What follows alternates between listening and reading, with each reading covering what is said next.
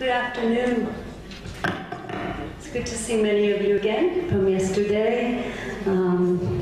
Thank you for staying. I know it's been a long day, and I'm going to talk with you about something that we don't get to spend enough time on, which is self-care. I know the title of the workshop is different in the book, but really this is the title, Attending to Trauma, Developing Compassionate Connections with Others, and Practicing Self-Care. Because in order to be trauma-informed in how we work with people, that means we have to recognize our own trauma that I mentioned yesterday, and also take care of ourselves, right? Because we don't want to burn out. We don't want to be so exhausted in doing the work that we don't have capacity for helping other people. And this is critically important, particularly in a field where we hear story and example after example of pain, trauma, and injury of the innocent. So it's incredibly important that we take care of ourselves, and this is extremely difficult for people in our profession. I think we don't talk about it, and we often avoid our own needs in this field. We think that we're supposed to take care of everybody else, and particularly women are raised this way. I know that's true in the United States. I imagine it's not different here in Greece. Anywhere there is a patriarchy, then there are women feeling they need to take care of the men and the children. And that's fine, but we also need to take care of ourselves, and we need space and support to give each other that kind of care. And our systems are not set up to provide that care for us, so we have to find a way to do it ourselves. We need to create vehicles for peer support. So I'm actually going to put this down because I don't need it anymore. I'm just going to...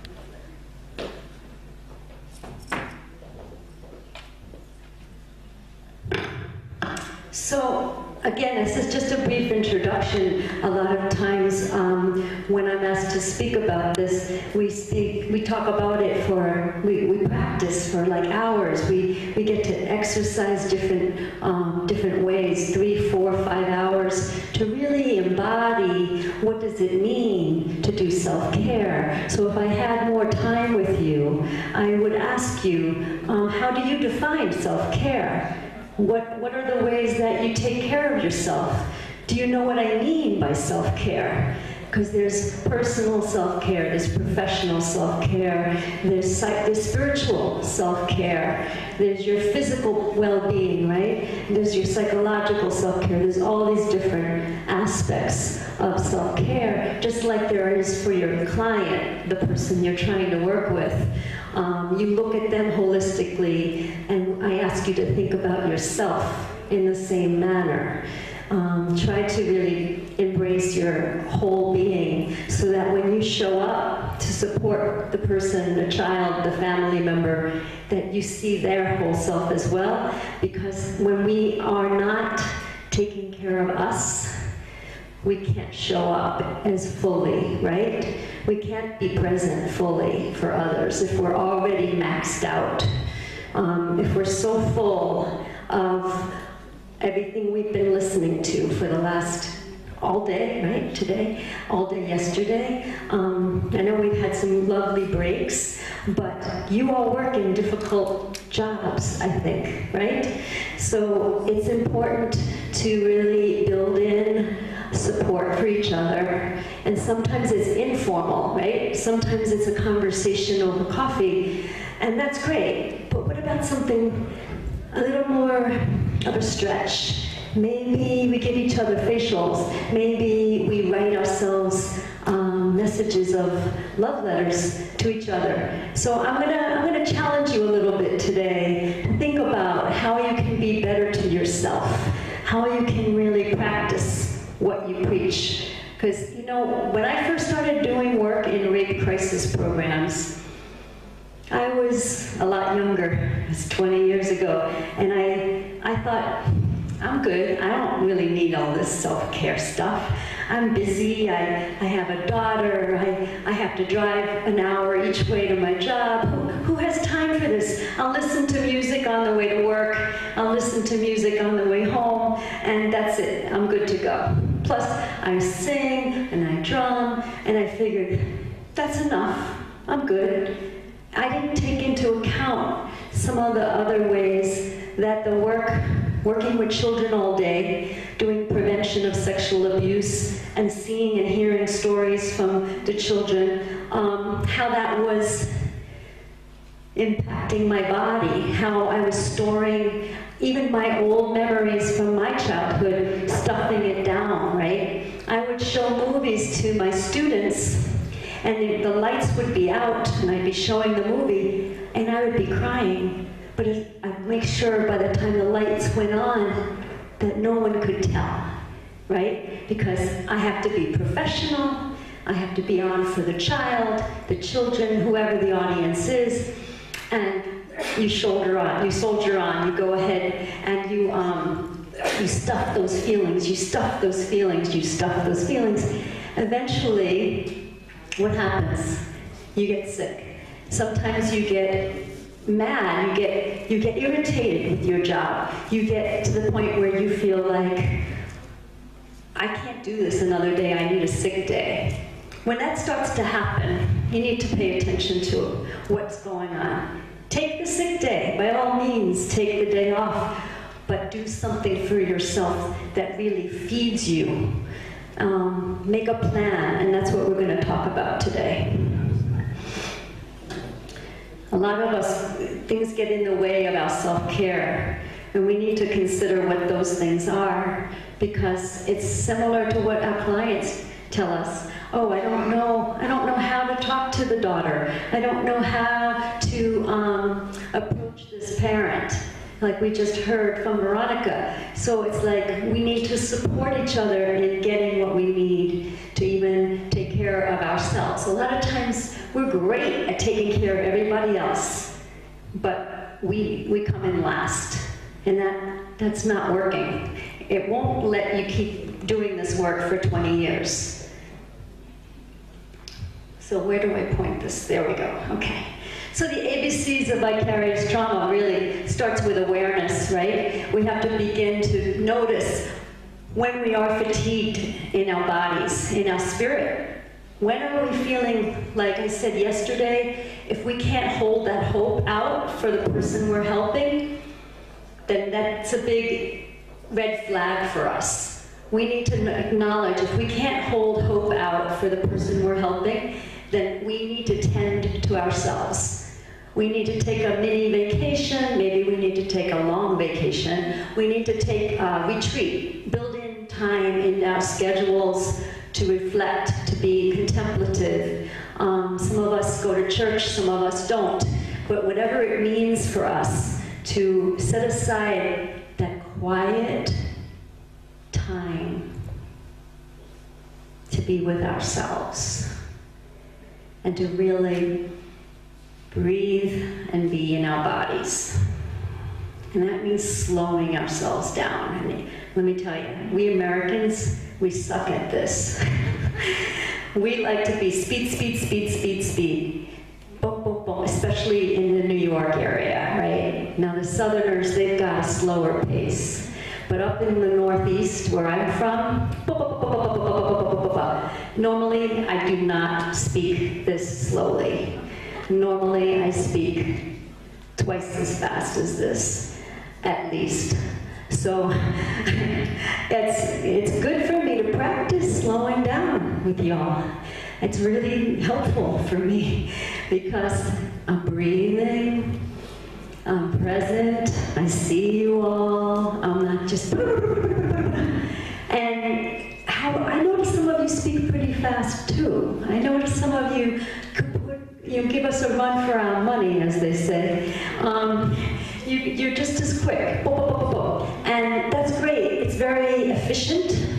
when we need it, it's a good tool, right? Nothing wrong with a little speed, but we need to also have some time to slow it down. We need the balance, right? So that's what the B of ABCs is all about, balance. But I want to jump back here for a second. Sometimes when it's just really easy to say, oh, we need to take care of ourselves. But what does it really mean organizationally if you work in a place where the boss is a workaholic, where the boss doesn't breathe, where the boss never takes a break? Does it set up a standard for you where you can't take a day for yourself if you feel like you need a day to keep your head straight? Or do you go in because you feel guilty because you know everybody on the world, on the planet is counting on you to show up that day? What does it mean if you do take that day? Do you lose your job? Or do you feel like you might not get the promotion or the raise? So these are important questions for us, right? We need to have very honest conversations in our organizations about building in a structure to make sure we don't burn out 100%. It's understandable to have some burnout. We are all impacted by trauma. Like I said yesterday, it's connection, it goes both ways. In order to do this work, we have to feel. We can't be robots. So it's understandable that sometimes we get overwhelmed and we have feelings that are hard. But as this woman, I was reading a little bit of her notes. Her name is Naomi Rachel Redland, and she wrote the book called Kitchen Table Wisdom, and she says, we burn out not because we don't care, but because we don't grieve. We burn out because we've allowed our hearts to become so filled with loss that we have no room left to care. So that's when I said this to my colleagues last month. We have one colleague who struggled with multiple traumas in September. She lost her friend to suicide. Her mother got diagnosed with cancer.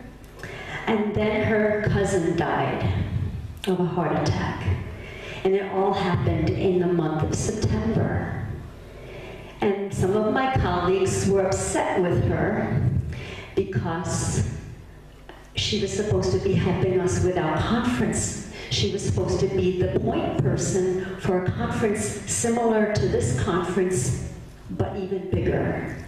And with all kinds of, like 5 different rooms going on at once. So you can imagine a lot of chaos and a lot of organization. And some of my colleagues are not trauma informed. They don't understand that when someone has 1, 2, 3 big traumas like that, they might want to show up and help, but they're not doing it very well. Their brain is not online to do the work. Their brain goes offline to tend to the trauma, right? And I kept saying, you know, we really have to understand that she is full. She's full to the top already. There is no more space for her to take on the speakers and the transportation and the hotel arrangements and all those details that the conference requires, right? And so when we see each other stressed out because of life, because of things that happen, sometimes we share with each other. We're like, hey, you know, I'm not feeling great. And we got to give each other that forgiveness and some slack and some support and say, how can I support you? What do you need from me? And let's do that informally and formally, right? So we need to set up the organization to make it okay to ask for help, to ask for support. It's one of the most radical acts we can do of resistance is taking care of ourselves. you know, I have a kind of radical ideas about how we're going to change the world. One of the ways is showing up for ourselves taking care of each other, okay? So bear with me if it's a little bit unusual to hear an advocate who believes in children's rights talking about adults' rights. But I think it's sort of like when you go on the airplane. What do they tell you on the airplane when you get on the plane before the plane takes off? Put your seatbelts on. Yes. What else do they tell you when the oxygen mask comes down? What do they say? Do they say put it on the person next to you? No. They say put it on yourself first. If you can't breathe, you can't help a soul. And that's the same thing to remember in this work. If you can't breathe because you're so overwhelmed and stressed out and, you know, just tight inside, you can't be there when you're needed by somebody else. So even those of you who don't believe you're worth it, because there are some of you in this room who still don't buy it, you're looking at me like, come on already. I do all right. Because you still don't value yourself as much as you value the people you serve. So even if you don't want to do it for you, do it for the people you serve. And then eventually by practicing it, you'll start to like yourself too. You'll start to notice, hey, I am a happier person and I actually look better. I actually feel better. I actually am kind of benefiting from a little more time for me. It's a radical act of love, and it's a love for yourself. You know, we're good at telling our clients this, right? We love you, you're beautiful, I see you, you're innocent, you're worth it. We say that to our children, we say that to the families. You're doing great, we cheer the mamas on, we cheer the children on, yes. And it's okay to feel it right here, it's okay to acknowledge that we're hard on ourselves. It's part of how we were raised. So the balance that we need is to say, hey, when I say that to this girl, I might also need to be saying it to me, you know? And so like, they say teachers teach what they need to learn, right? Have you ever heard that? So I'm up here teaching this because I still need to learn it, you know? I don't have it sewn up. I still do things sometimes that aren't great for me. So the more I can talk about this and practice it, the better it is for me as well. I'm not telling you anything I don't need to practice myself. And I think it's not easy. It's tricky to find the balance. One way we can tap into it is by noticing our bodies. We talked a little bit about this yesterday, breathing, right? So one of the techniques I like to teach, maybe we can try this because we've all been sitting. Would you mind standing up for a moment with me and just standing up at your chairs? Doing something really simple with me. If you can't stand up because you're ill, I understand. But if you can stand up, it would be really good to feel your feet on the floor. And let your shoulders jump up, roll up, and then drop down. And when you pick them up, inhale. And when you drop them back, exhale.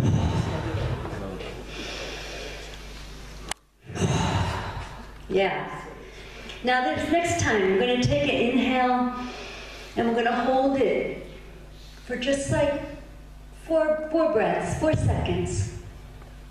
And then exhale one more time. We inhale, 1, 2, 3, 4. We hold it, 2, 3, 4. We exhale, 1, 2, 3, 4, 5, 6. And we inhale. We hold it, 2, 3, 4. We exhale, 2, 3, 4, 5, 6, 7, 8. Inhale, 2, 3, 4. Hold, 2, 3, 4, Exhale, 2, 3, 4, 5, 6, 7, 8. Does that already make you feel a little more relaxed, or are you all thinking this girl is nuts? I hope you feel a little more relaxed. Have a seat and notice what it means like to slow your breath just a bit, okay? It's one of the ancient things you have access to always, right? You have your breath. It goes with you wherever you go. It's free. They can't tax your breath yet, okay? You get that no matter where you are, no matter what country. So I use it when I'm in the car and the people in front of me are driving half the speed limit, and I want to get on my horn, and I want to yell, and I want to say, "What the F is wrong with you?" But then I can't, it's not going to matter, right? They're not going to hear me. They're going to keep driving like this, and I'm going to be late. So the best thing for me to do in that moment is remember this, the breathing, because it helps me to just laugh at myself. Because you know what? At the end of the day, that 5-minute lateness doesn't really matter, right? I mean, unless I'm missing a plane, and if I'm not late, then it's my fault. It's not their fault, right? So we have to find the humor, right? We have to find the humor in how we operate in the world, because we're pretty funny, let's face it. Human beings are a piece of work. There's not two of us alike. We're all individual, right? We all have our quirks, our idiosyncrasies. Some of us are a little bit neurotic, whatever word you want to use. Eccentric, they used to say my grandmother was eccentric. And I thought, well, I love my grandmother. Does that mean I'm eccentric too? You betcha. So that's all to say that, how does it feel to be you today? What is it about you that makes you you? And how would you find balance in those realms I mentioned, the professional, the personal, and the organizational? Sometimes we shut down our own voice because we've been told that our quirkiness, our individual way is something wrong with it, right? We've been getting that message sometimes from the time we were young. Maybe we got into the helping profession because we know what it's like to be hurt. And we want to make sure that we can do everything we can to help others not feel what we felt, right? So, we need to take stock of, like, what is our motive here? And what's in this for me? Because if we're not getting something out of this work to help us heal, then maybe we shouldn't be doing this work, or maybe we just haven't even gotten in touch yet with the reciprocal nature of it. Sometimes it takes a little time to realize why we're doing what we're doing. So the C is the connection piece, right? We connect with ourselves, we connect to each other, we connect with something bigger than ourselves, right? A higher power, nature, whatever you want to call it, the universe, the power of love. We connect with all of that, and the way that we can communicate that, it can be a really beautiful thing. That's why we love art, the way we love art. I mean, think about it. What draws the most people in to a place? It's either a sporting event, right? Where they see people connecting, where they connect somehow with that team, or an artist, right? You go out to a concert, or you go here, you go to see beautiful artwork, you connecting with that. It's the human thing that makes us different than the four-leggeds. It's I mean, if they're making art, we don't know about it. They might be making art, but we don't see it as art. They might, who knows? I don't rule it out, but what makes us human is art, right? And that whole connection, that's what art's about. So what is it that turns you on? What is it that you connect with? Now, I'm realizing I'm going to like slide 4, and I don't know if I should be stopping for translation. Should this be the time?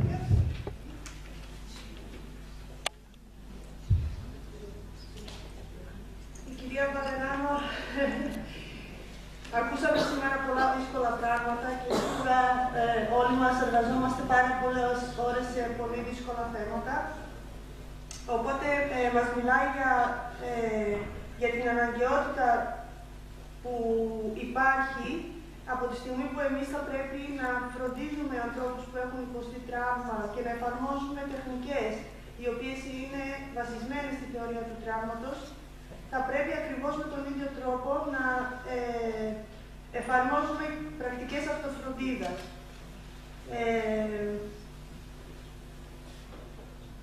Πιστεύουμε οι άνθρωποι, οι περισσότεροι οι οποίοι εργάζονται σε υπηρεσίες παροχής υπηρεσιών, ότι θα πρέπει να φροντίσουμε τις ανάγκες των άλλων και αυτό πρέπει, σε εισαγωγικά, να είναι η προτεραιότητά μας, βάζοντας πάρα πολλές φορές σε δεύτερη μοίρα τις δικές μας προσωπικές ανάγκες.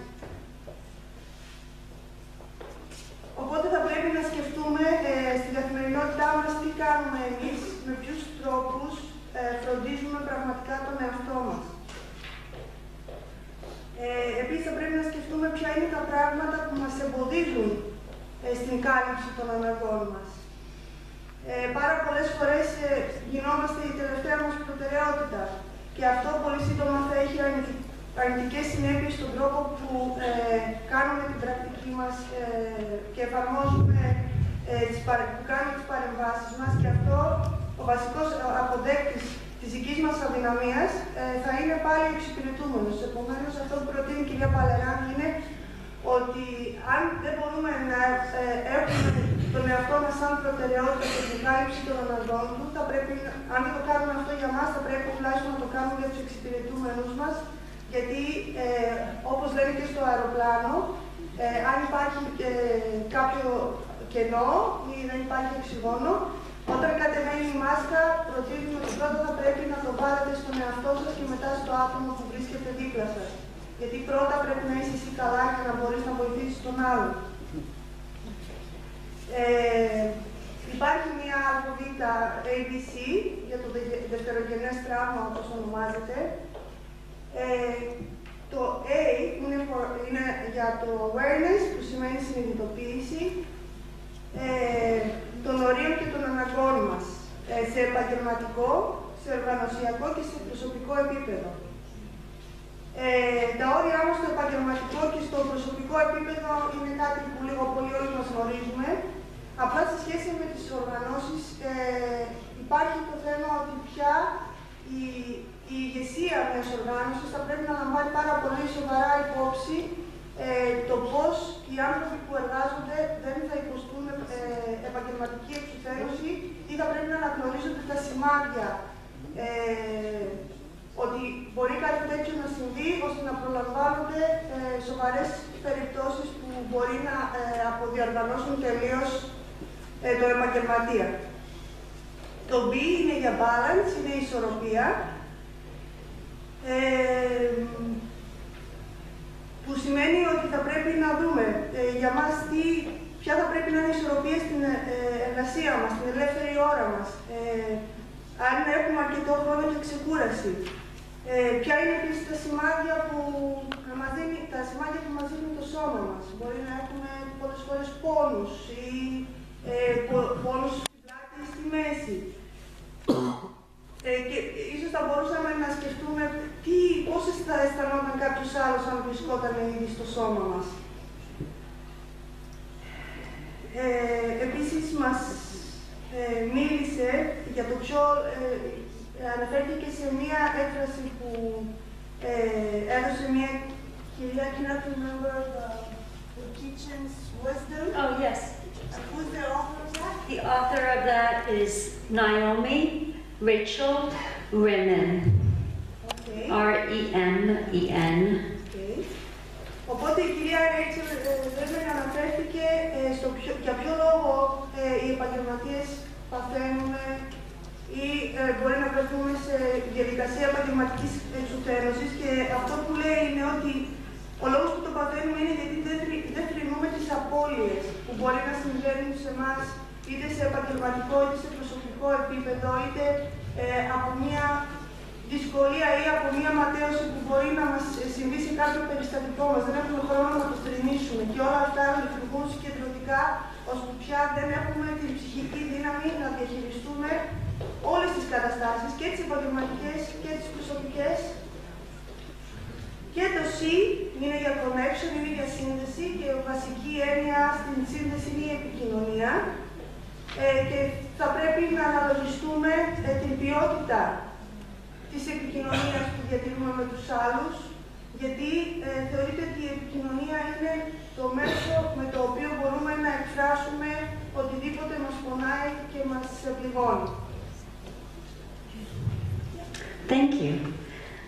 So to continue with connection, I want to validate that you're doing something so beautifully here with the music and the singing that happened yesterday and during earlier today. We watched. Chrys, take a minute break. There's an announcement. Oh. Okay, we need to make an announcement. What? Is someone going to do that? Yep.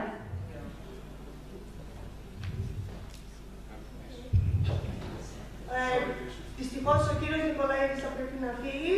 Τον ευχαριστούμε πάρα πολύ για όλες τις παρουσιάσεις. Ciao. Safe travels. Καλό ταξίδι.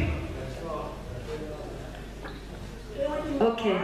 Yeah, so the doctor I mentioned yesterday, Dr. Bessel van der Kolk, and the book that I shared with you called The Body Keeps the Score. He shared with us in the audience when I heard him present a number of years ago on Long Island in New York. He was talking about being in South Africa during the Truth and Reconciliation Commission, the tribunal on, about apartheid, right? So this was in the wake of apartheid, and they had the Truth and Reconciliation Truth Commission, and they would have testimony after testimony after testimony, painful stories of severe brutality based on apartheid. But then they would take a break, and they would have dancers come out and singing. The whole audience would engage in singing and dancing, or at least witness singing and dancing. And then after the break, they would come back up and they'd have more testimony and testimony and testimony. And then they would break and have more singing and more dancing.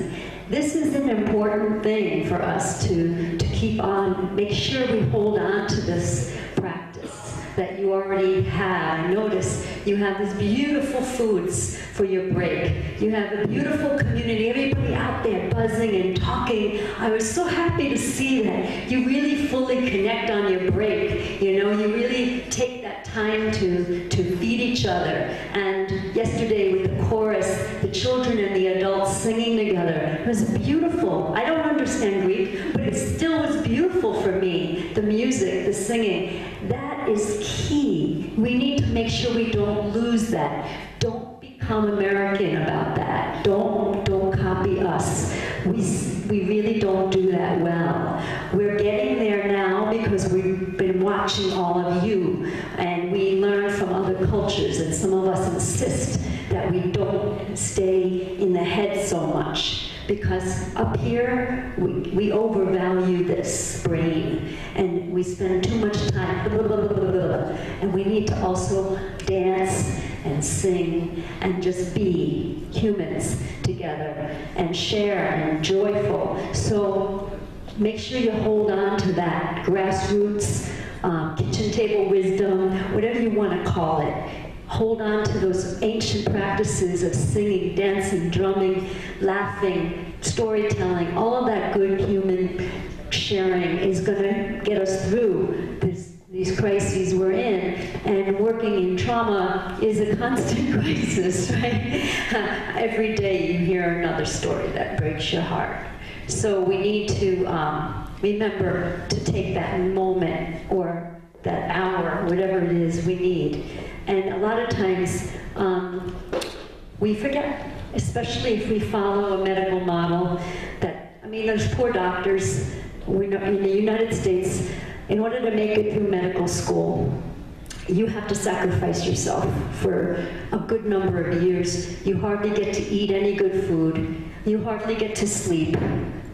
Honestly, I don't know if it's like that here in Europe, but the doctors that I know, they had to sacrifice themselves for years, and they disconnect to their body. They're not supposed to even pay attention to their bodies. And that's how they succeed. That's how they make it through. And I don't think it's healthy. I don't think it's a good way for them to ever realize how holistic we are, right?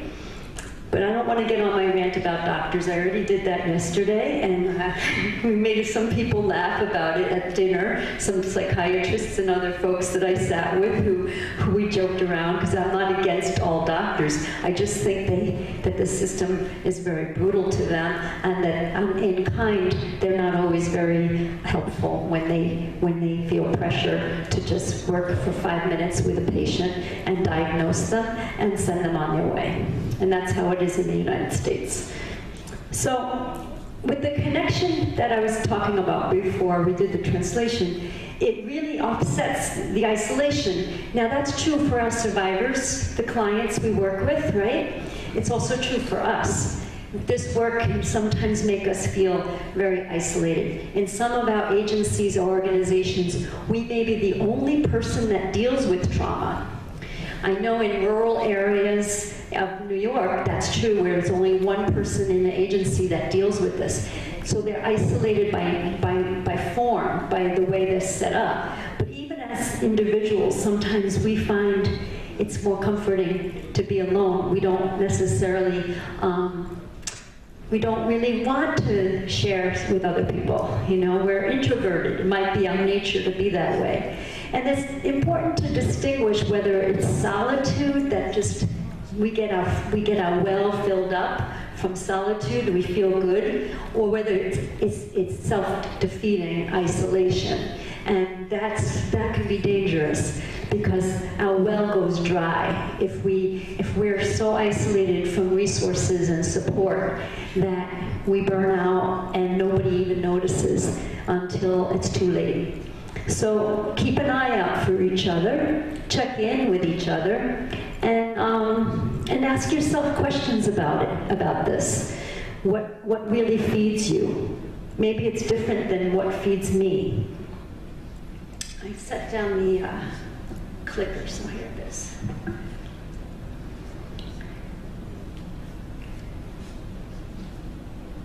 So in my world, these examples I put, these are just for me, but you can use examples for professional and organizational and personal. What are 3 things that you could each do for addressing your own self-care, right? So for me, it was to make a commitment with a workmate to be a self-care buddy. So my friend Deb, who manages the Building Connections project with me, the Sexual Assault Mental Health Project, she and I are both work for 2 different agencies. We're not in the same organization.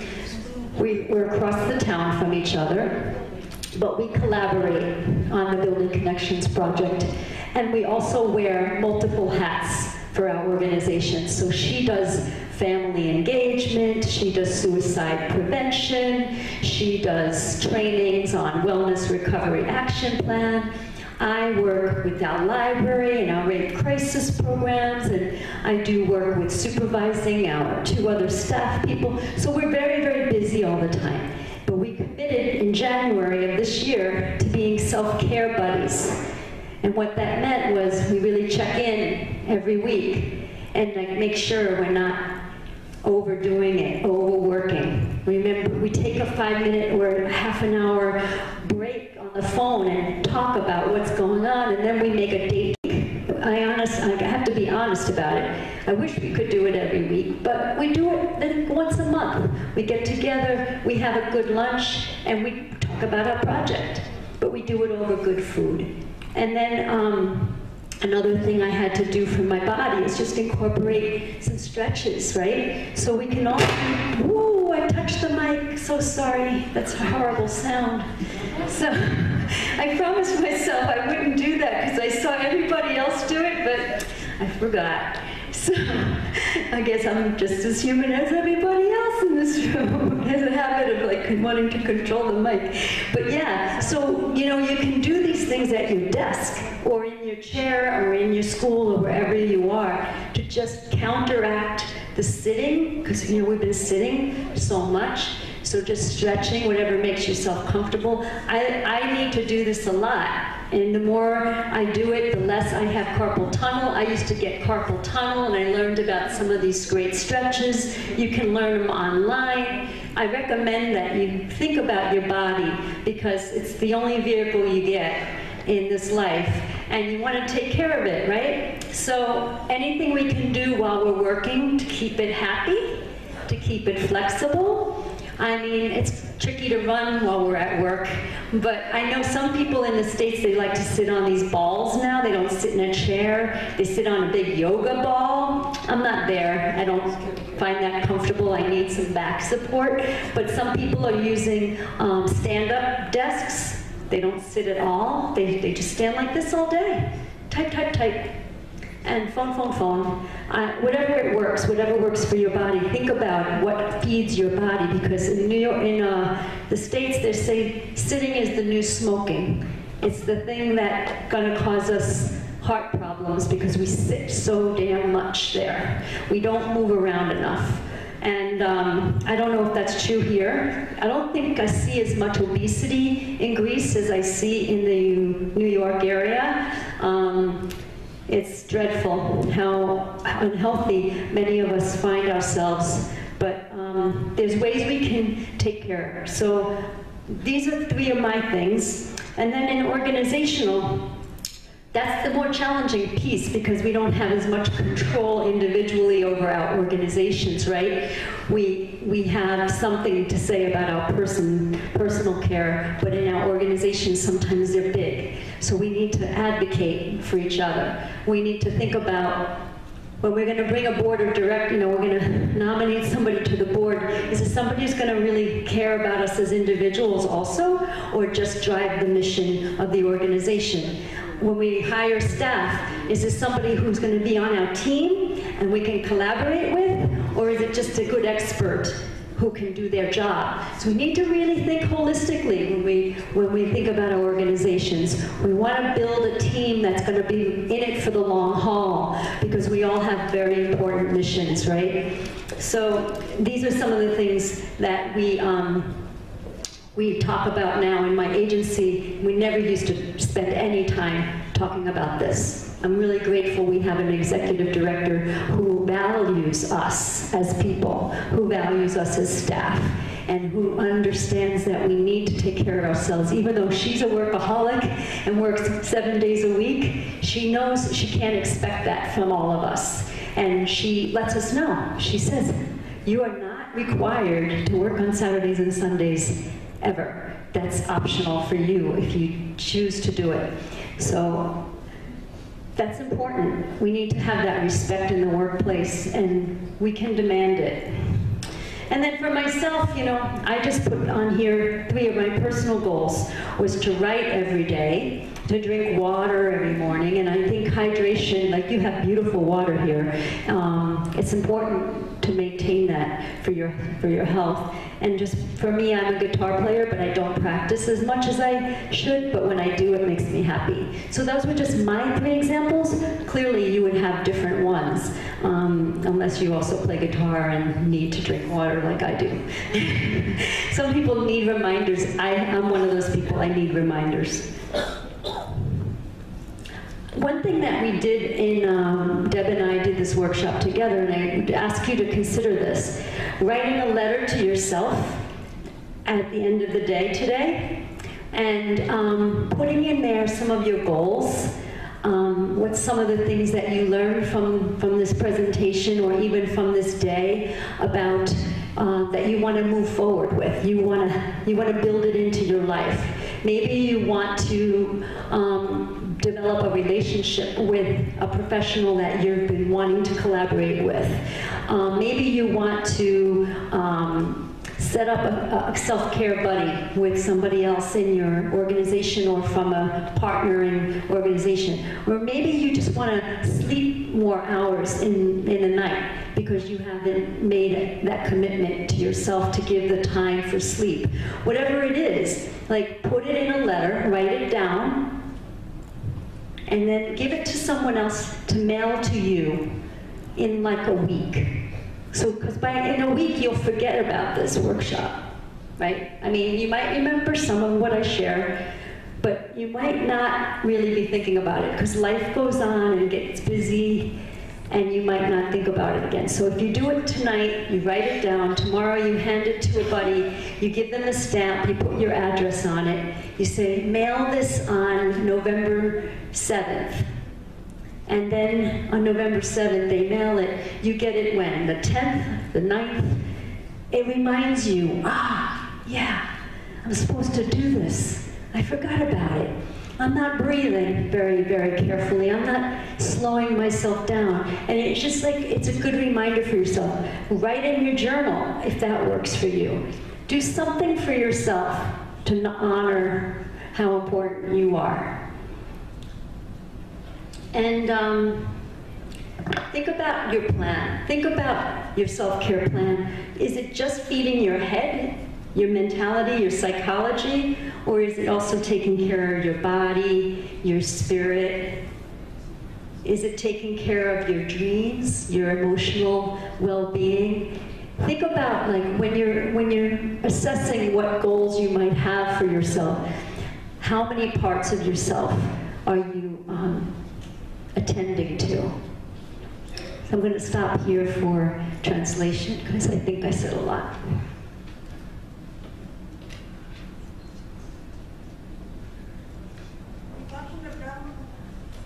Υπάρχουν πράγματα που μπορούν να γίνουν, που μπορεί να κάνει ο καθένας μας, τόσο στον επαγγελματικό τομέα, στον οργανωσιακό, αλλά και στον προσωπικό, που θα μπορούσαν λίγο να βελτιώσουμε το πλάνο μας σε σχέση με τις τακτικές αυτοφροντίδας που μπορεί να εφαρμόζουμε καθημερινά. Η κυρία Ballerano μας έδωσε μια δική της λίστα για το τι κάνει και προτείνει, ίσως θα μπορούσαμε να σκεφτούμε και εμείς κάτι ανάλογο. Στον επαγγελματικό τομέα λέει πως κάποιος συνάδελφος θα μπορούσε να κατασταθεί ως ένας που θα μας κατευθύνει στην αυτοφροντίδα. Και βέβαια θα κάνουμε το ίδιο και εμείς γι' αυτό. Θα προγραμματίζουμε κοινά θρεπτικά γεύματα, σωστή διατροφή. Μπορούμε να κάνουμε κοινές παύσεις για να κάνουμε κάποιες απλές ασκήσεις όμως και στο λαιμό, ώστε να μπορούμε να διώχνουμε την πίεση που μπορεί να έχει συγκεντρωθεί στο σώμα μας. Σε σχέση με την οργανωσιακή ζωή, θα μπορούσαν να διατυπωθούν προτάσεις για περισσότερο χρόνο που θα οδηγήσουν το προσωπικό στο να αναπτυχθεί καλύτερες σχέσεις, να αναπτύσσονται καλύτερες σχέσεις μέσα στην ομάδα. Να είναι πιο συνεκτικές οι σχέσεις και μέσα από αυτό να υπάρχει περισσότερη και ουσιαστική αλληλοϊποστήριξη. Όταν, ας πούμε, μπορεί να γίνουν κάποια αιτήματα για να μας δοθούν κάποιες δωρεές, θα πρέπει να αναλογιστούμε αν θα πρέπει να προσθέσουμε καινούργια εγχειρήματα. Και το αν θα μπορούμε να ανταποκριθούμε τελικά σε όλα αυτά. Γιατί πάντα θα πρέπει να έχουμε στο πίσω μέρος του μυαλού μας και αν βάλουμε και άλλα εγχειρήματα, ίσως δεν θα υπάρχει καθόλου χρόνος για τον εαυτό μας. Και μίλησε και σε σχέση με την ηγεσία μιας οργάνωσης. Ο άνθρωπος ο οποίος είναι ο ηγέτης μας είναι κάποιος άνθρωπος που μπορεί να κατανοήσει τις ανάγκες μας. Υπάρχει αναγκαιότητα να γίνει κάποιος άλλος ηγέτης, ενώ κάποιος άλλος να έχει έναν πιο διοικητικό ρόλο. Γιατί πάρα πολλές φορές ο ρόλος του ηγέτη και του διοικητικού ρόλου μπορεί να έρχεται σε αντίθεση, γιατί στο ρόλο της ηγεσίας μπορεί να ληφθούν υπόψη τέτοιου είδους ζητήματα.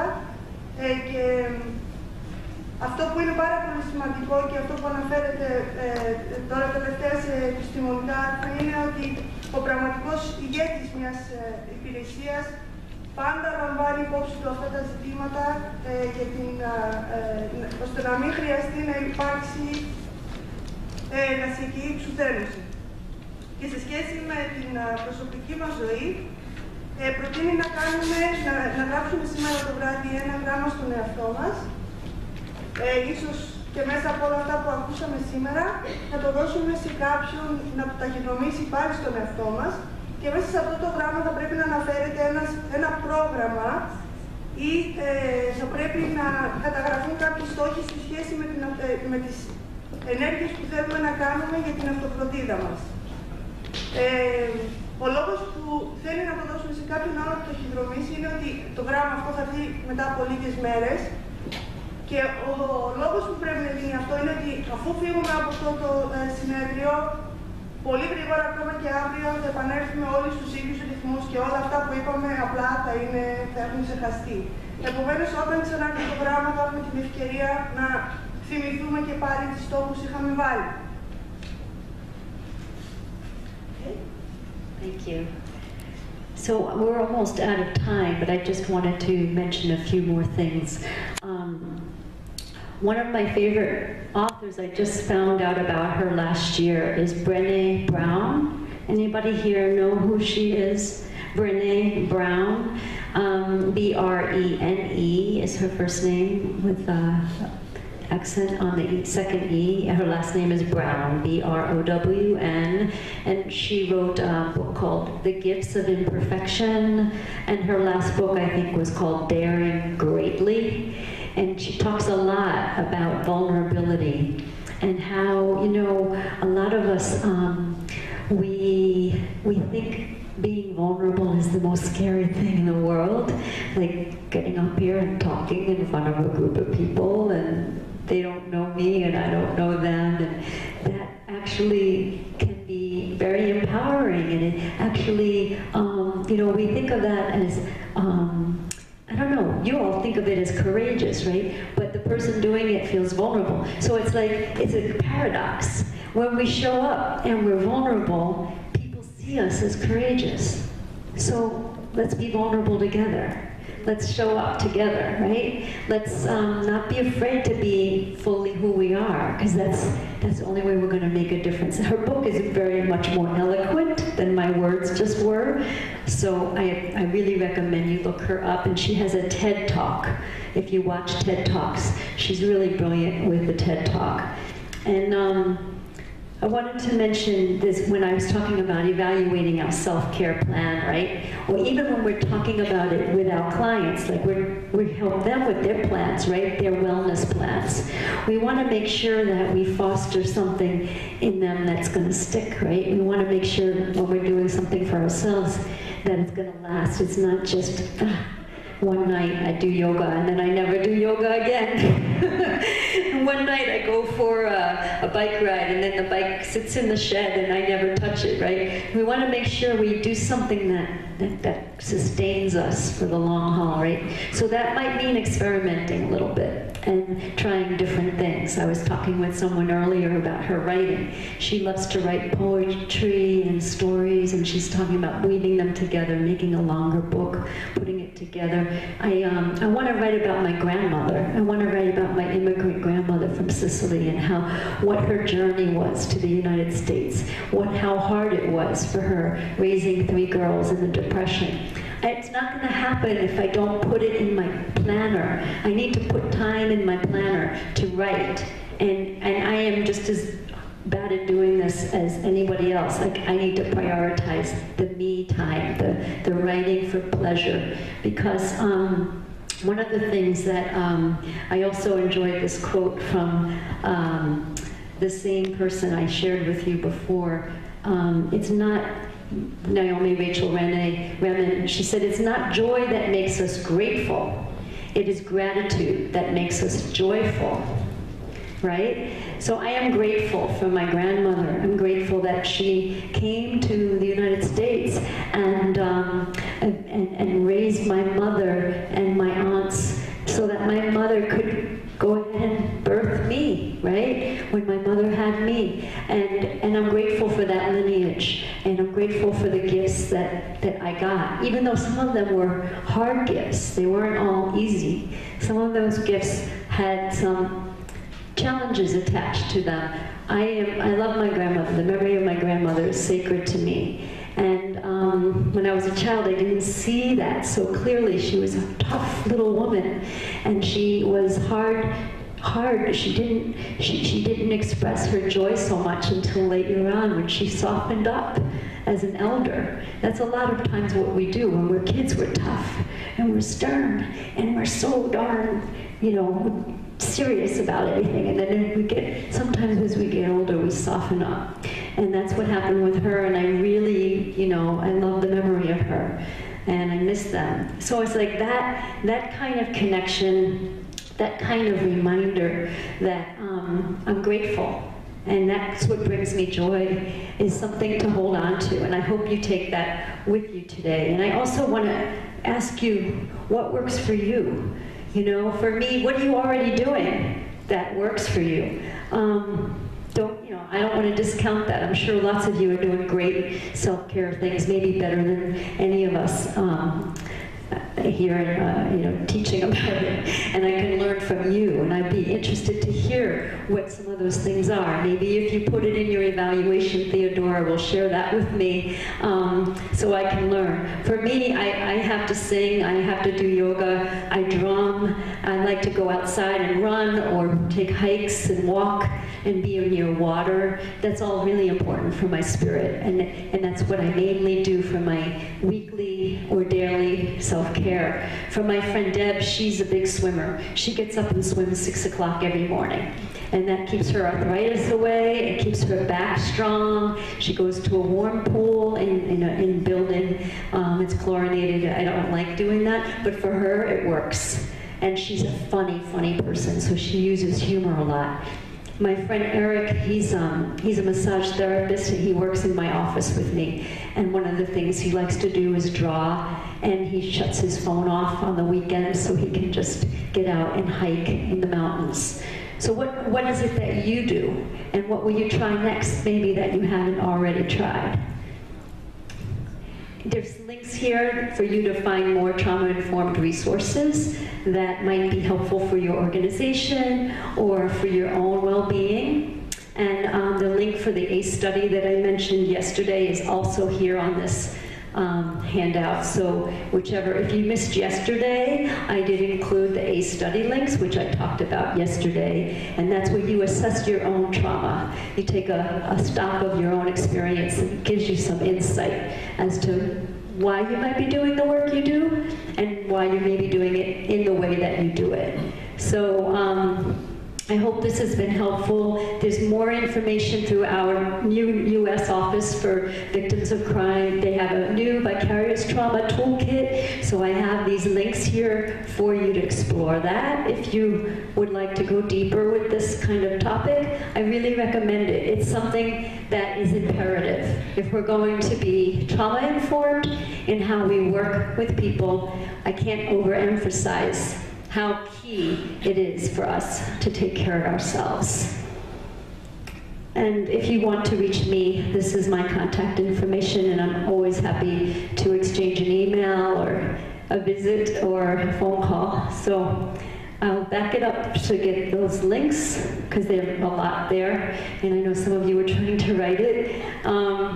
And I'm sure Theodora would be happy to share my contact info if you want to follow up with me. But I'm all set for now. Thank you very much.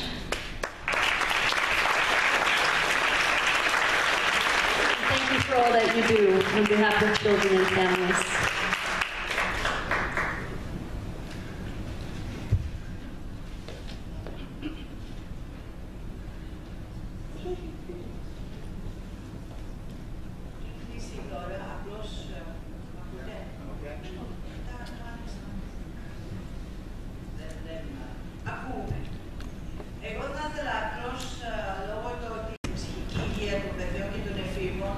Ακούσαμε πάρα πολλά, αλλά για μας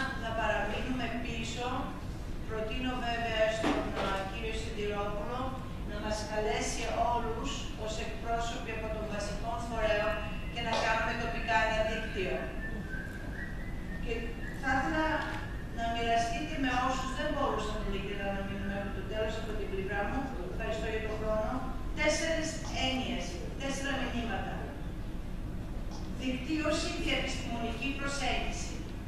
Ανοιχτή συνεργασία πλέον και σε εμάς και αλληλοϊποστήριξη. Αυτά ήθελα να σας πω. Κυρία Νιώπα, μου δίνει το λόγο. Υπάρχουν κάποιες ερωτήσεις ή τοποθετήσεις, απλά για να έχουμε περίπου 3 αν μπορούμε. Οπότε, θα αφήσουμε, ναι.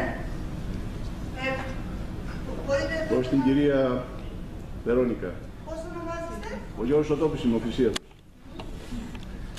Hi, moment, Frau Dr. Veronika Wöller, Dankeschön für Griechenland und Griechen.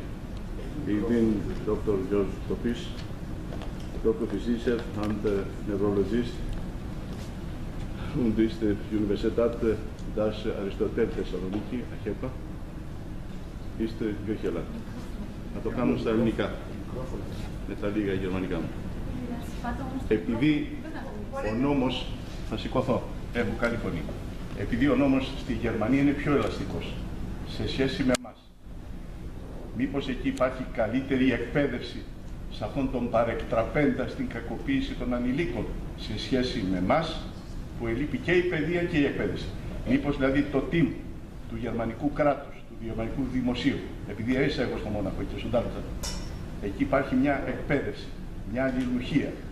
Βοηθάει σε αυτούς τους παρεκτραπέντες να συμμορφωθούν με λιγότερα χρόνια ή βάζοντάς τους κάποια εργασία ενεργοποιώ και να μπουν στην κοινωνία σιγά σιγά, γιατί αυτοί είναι παρεκτραπέντες από την οικογένεια, από το κοινωνικό γίγνεσθε και από όλη αυτή την κουλτούρα, ας το πούμε, του υποκόσμου. Αυτή είναι η ερώτηση. Das Gesetz in Deutschland ist, habe ich den Eindruck, flexibler als das wir in Griechenland haben. Und ich habe den Eindruck bekommen, dass das Team dadurch besser ausgebildet ist, um mit diesen Leuten, die vom Gesetz abgewichen sind, umzugehen. Mit einer Arbeitstherapie, mit einer Gestalttherapie, in welcher Form auch immer. Ist meine Wahrnehmung richtig? Ist das Team besser ausgebildet, um in solchen Fällen Leistung zu tragen? Ich finde nicht, dass das Team gut ausgebildet ist, aber es gibt schon Spezialisten, die man sich holen kann zur Unterstützung. Das ist ein großer Vorteil. Also, δεν πιστεύω ότι σε γενικές γραμμές οι ειδικοί είναι πολύ καλά καταρτημένοι, αλλά υπάρχουν εξειδικευμένοι οι οποίοι προσέρχονται στο team, το οποίο ασχολείται στη βάση. Es ist, wenn ich die Frage richtig verstehe, auf den Umgang mit Tätern gemeint. Ja? Und da gibt es Programme, die am Anfang stehen. In der Charité in Berlin gibt es ein Programm für Pädophile, nicht Täter werden. Und das ist aber jetzt erst in der Erforschung und sie haben seit einem halben Jahr oder einem Jahr gestartet mit einer Gruppe für jugendliche Pädophile. Das ist ganz neu. Από ό,τι καταλαβαίνω την ερώτηση σωστά, αφορά την συναναστροφή με τους δράστες. Εκεί λοιπόν έχει ξεκινήσει εδώ και λίγο καιρό στη Charité στο Βερολίνο, ένα πολύ μεγάλο νοσοκομείο το οποίο κάνει ερευνητική δουλειά, μια καινούρια έρευνα η οποία ασχολείται με τους παιδόφιλους. Εκεί λοιπόν προσπαθούν έτσι ώστε οι παιδόφιλοι να μην γίνουν δράστες. Να μην συνεχιστεί μάλλον η δράση αυτή. Dass ihre Aktivität nicht weiterführt als Täter. Habe ich jetzt übersetzt. Ja, es ist ein, vielleicht kurz zum Programm. Es ist eine intensive Verhaltenstherapie, weil ein Pädophiler niemals seine Neigung ausleben darf.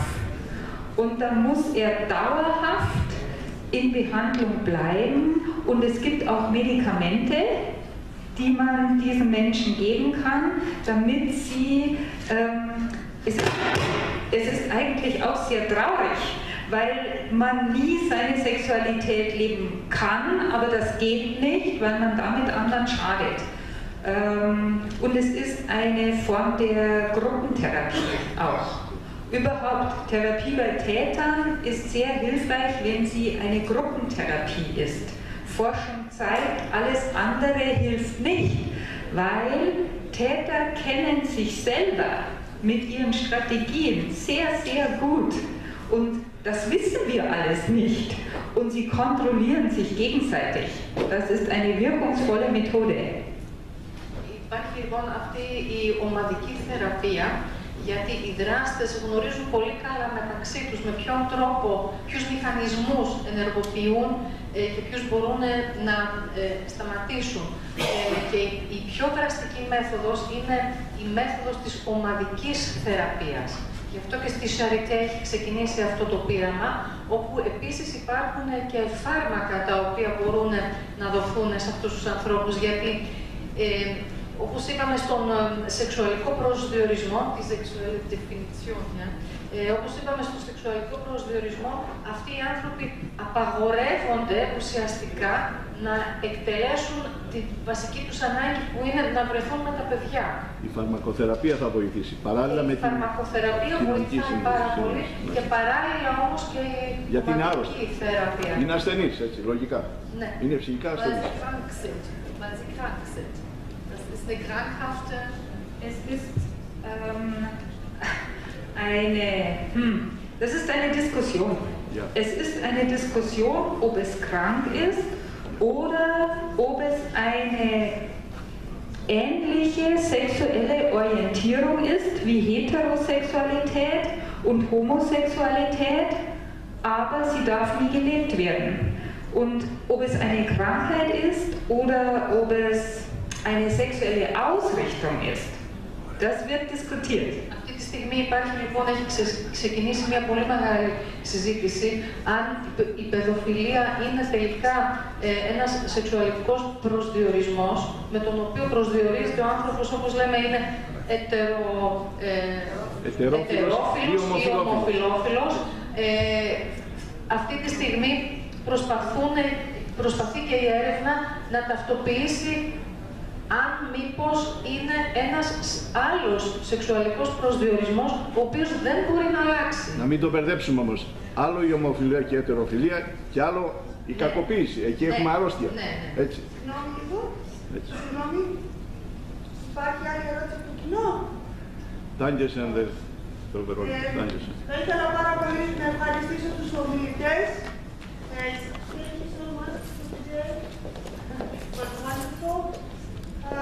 Θέλω να ευχαριστήσω πάρα πολύ τους εθελοντές που μας βοήθησαν στην εισαγωγή αυτές τις 2 μέρες και τις προηγούμενες μέρες. Έχουν προσφέρει πάρα πολύ εργασία. Στην οργανωτική μας επιτροπή εννοείται. Και θα ήθελα να καλέσω τώρα τον κύριο Αριστοτέλη Σιδηρόπουλο